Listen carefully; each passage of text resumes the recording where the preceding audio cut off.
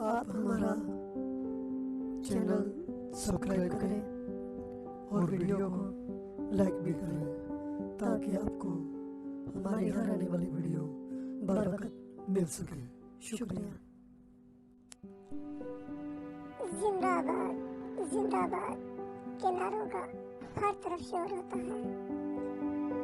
पार्टियां जो जल्द से रैलियां निकालती हैं उनका मुआवजा होता है। जिस पार्टी के जलसे बड़े होते हैं उम्मीदवार धड़ाधड़ उस पार्टी में शामिल हो रहे होते हैं।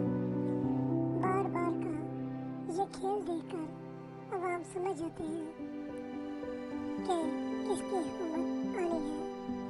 1.5 माह का इलेक्शन मैच बहुत जज्बे के साथ पार्टियां खेलती हैं।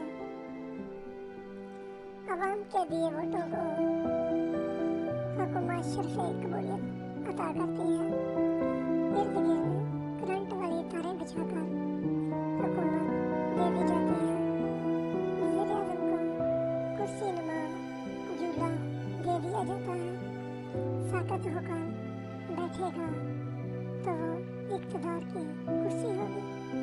ज़रा हिले जुलेगा तो वो झूला बन जाएगा। अवाम वोट का फर्ज अदा करके अपने कामों में मसरूफ़ हो जाती है।